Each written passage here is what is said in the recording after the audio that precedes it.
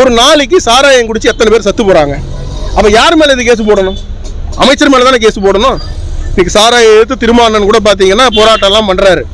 ஆனால் அவர் ஆக்சுவலாக அவர் கட்சியில் இருக்கிறவங்களுக்கு தான் ஃபஸ்ட்டு போராட்டம் பண்ணி அவங்கள குடிக்கக்கூடாது, எல்லாம் பார்க்கக்கூடாது, நல்லா இருக்கணும்னு சொல்லணும்.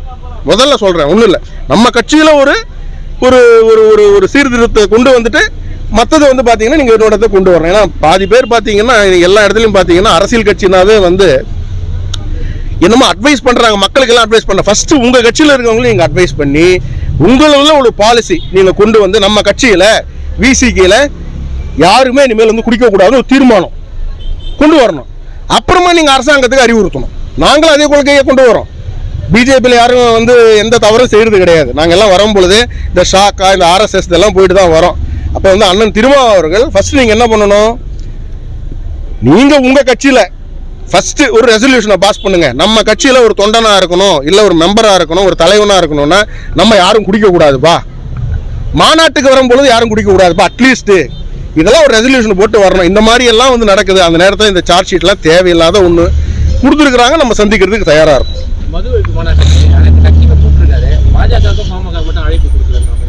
இல்லை அது என்னன்னா அது ஒரு பெரிய ட்ராமா, அது ஒரு ட்ராமா கோஷ்டி. ஆக்சுவலாக பார்த்தீங்கன்னா அந்த ட்ராமாவில் யார் பங்கேற்க மாட்டாங்கன்னு அவங்களுக்கு நல்லா தெரியும். அண்ணன் அன்புமணி ராமதாஸ் அவர்களாக இருக்கலாம், ஐயா டாக்டர் ஐயாவாக இருக்கலாம், பாமகவில் அவங்கெல்லாம் இன்னைக்கு பிடிச்சாங்களா இந்த கொள்கையை? அவங்க இந்த மது ஒழிப்புன்றது கிட்டத்தட்ட அவங்க கட்சி ஆரம்பிச்சப்பதுலேருந்து இருக்கக்கூடிய கொள்கை. நீங்கள் இன்னைக்கு திடீர்னு என்ன சார் உங்களுக்கு ஞானம், இந்த திடீர்னு உங்களுக்கு ஞான உபதேசம் வருது பார்த்தீங்களா? அண்ணன் திருமா அவர்கள் எங்கே இருக்கிறாரு? திமுக கட்சியில் அலைன்ஸில் தான் இருக்கிறாங்க. உங்களுக்கு முதலமைச்சருக்கு எவ்வளோ டிஸ்டன்ஸு? 1 kilometre distance. நேராக முதலமைச்சர் வீட்டுக்கு போகலாம். நாளையிலேருந்து நீங்கள் இனிமேல் இந்த சாராயமே இருக்கக்கூடாதுங்க, எல்லா கல்லு கடை எல்லா கடையும் மூடுங்க, லிக்கர் ஷாப்லாம் மூடுங்கன்னு அவர்கிட்ட போய் வலியுறுத்தலாம். இந்த மாநாடு இதுக்கு ட்ராமா தானே. அதனால தான் சொன்னேன், ஃபஸ்ட்டு உங்கள் கட்சியில் நீங்கள் சொல்லுவீங்களா யாருமே குடிக்கக்கூடாது அப்படின்னு சொல்லுவீங்களா? விசிகேல சொல்லி உங்கள் தொண்டர்கள் இருப்பாங்களா? அது கேள்விக்குறி.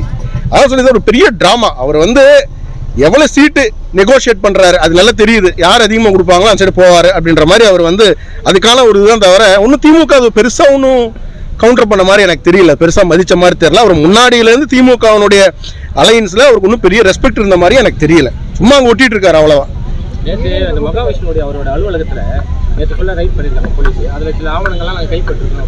ஆமாம், அவர் பெரிய தீவிரவாதி.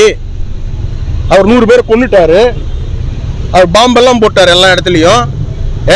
கோயம்புத்தூரில் அவ்வளோ பெரிய பாம்பு போட்டால் அதுவே சிலிண்டர் பிளாஸ்ட்னு சொன்னவங்க தானேங்க இவங்கெல்லாம். இந்த திமுக ஆட்சி என்ன மகாவிஷ்ணு என்ன பண்ணிட்டாரு?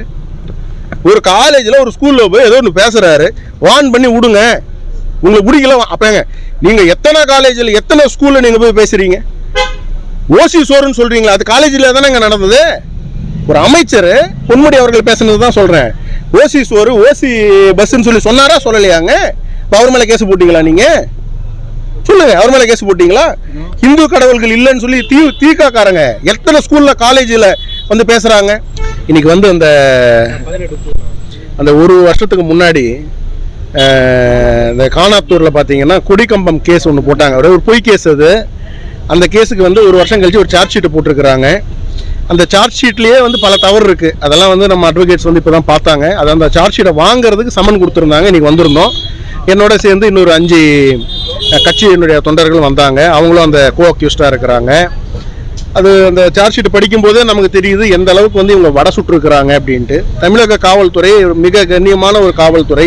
இன்றைக்கி நீங்கள் பார்த்தீங்கன்னா இவங்க திமுகக்காக வேலை செய்கிற அளவுக்கு இறங்கியிருக்கிறாங்கன்றது ரொம்ப மனசு வேதனையாக இருக்குது.